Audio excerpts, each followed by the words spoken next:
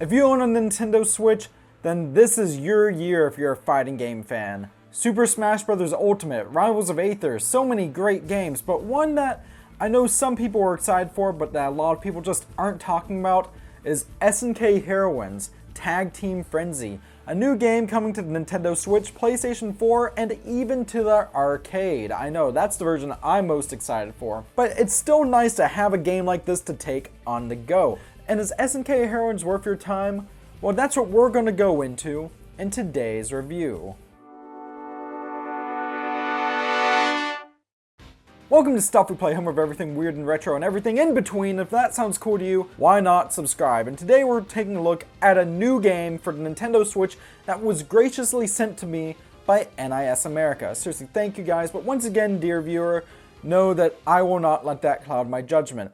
So to start off, let me briefly mention something about the gameplay. I'm not very good at fighting games. What surprised me about SNK Heroines was I managed to jump in pretty easily. The first thing I went to is the tutorial mode, and it's a very in-depth tutorial that actually only takes like 20 minutes to get through. After that, you can just kind of feel your way through each character as you can in any good fighter, and it's really accessible in that way. However, do know for a lot of the footage you're seeing here, I got my friend Rose involved, both for the fact that yes, this is a 2.5D fighter, which means that I have to try out some sort of multiplayer, but along with that, she's actually good at fighting games. Seriously, just take a look at this right here. So what does SNK Heroines have to offer besides King of Fighters but with more cleavage? After the most recent King of Fighters tournaments, all of our heroines here have wound up unconscious in a pocket dimension, along with Terry Bogard from Fatal Fury, who here has been Rule 63'd. From there, according to the story mode here, which is very wacky and hilarious, seriously, I love the story mode, it's so over the top. Like, a mysterious character who looks odd like Kukri decides that he wants to make all these various fighters, well, fight each other. I guess you could say, since they're all girls and they're fighting each other in an SNK game, they're trying to see who's the queen of fighters. Brief aside about the story mode, it's silly, it's over the top. All the voice acting's in Japanese with English subs, but that's fine by me, and it's a solid job they've done with all the work here. For some reason though, the announcer is in English, but I feel like he does a good job, even if he seems a little dramatic at times. Member select. Something tells me he might have been enjoying this too much. Sylvie Paula.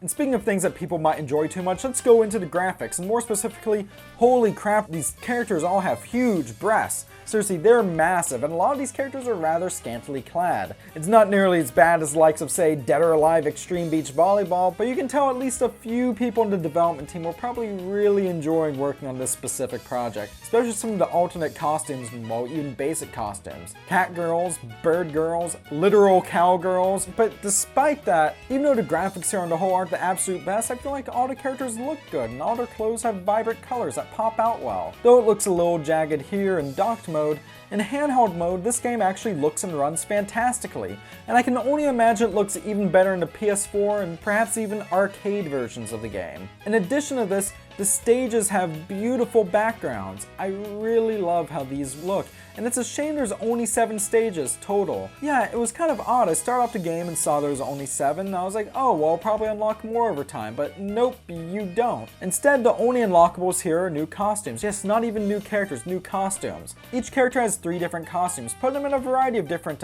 situations to suit your liking. Along with this, you can have a variety of accessories for them. And while it's not for everyone in that sense, I mean, definitely what you see is what you get when you start as far as character selection and stage selection goes, though apparently there are some DLC characters coming at some point. I still think the accessories are really cool, and it adds a neat little touch. One thing that's odd though is along with the alternate costumes, each character has alternate color schemes, which are all unlocked from the start. But while in the character select screen, though you can see the characters in their different costumes if you change them to a different costume, you can't see how their alternate color scheme starts until you start the battle. And that's another gripe I really have here.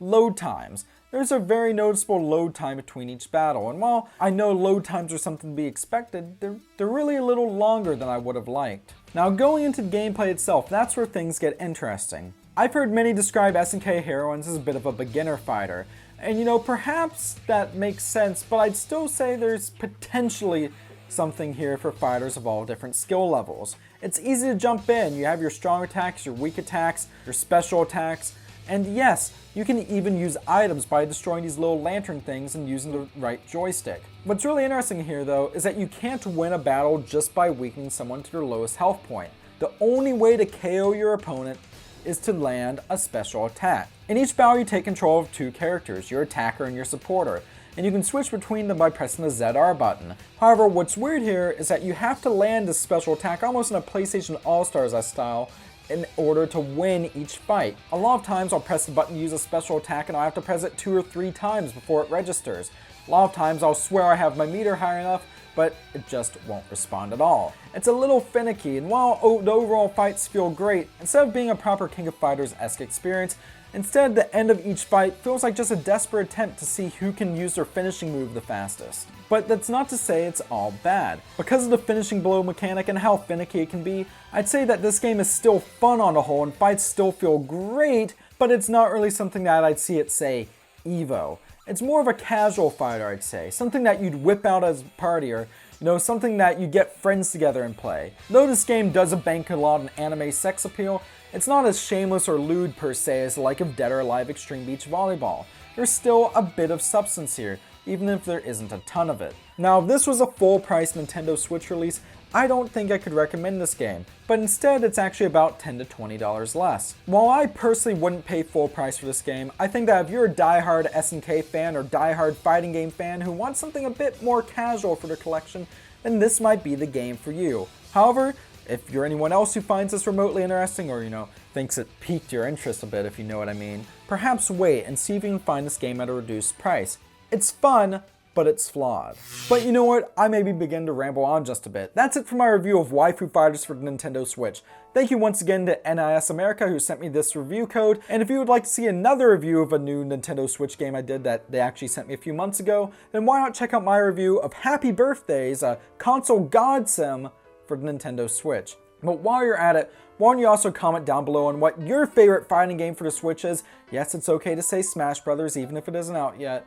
And subscribe to Stuff We Play for more great content like this, or even back us on Patreon, because every dollar earned from Patreon does go back into the channel itself. So for that, thank you very much for watching, stay classy, and I'll see you next time.